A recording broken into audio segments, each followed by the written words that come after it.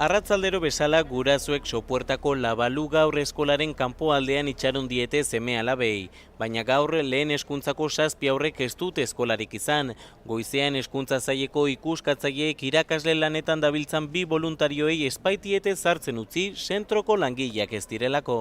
Gure umeak egon dira, zentro honetako irakasleekin zainduta eta hor hemen bazkaldu dute eta ber. Guraso talde honek aldarrikatzen jarraituko du herrian lehen hezkuntza publikoa izan nahi dutela eta ez dute etxitzeko asmorik. Guk bihar jarraituko dugu umeak ekartzen, astelean ere.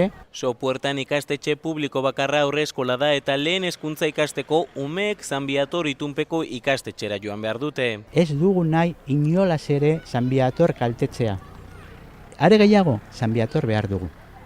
Eta behar dugu ere hezkuntza publikoan lehen hezkuntza lerroa. Aurrera eramaten ari diren ekimen honek udal eta sindikatuen babesa jaso du. Guraso kaltetuak bihar Gasteizen talde parlamentario guztiekin bilduko dira eta larunbat eguerdian elkarretaratzea deitu dute hemen Sopuertako udaletxe aurrean.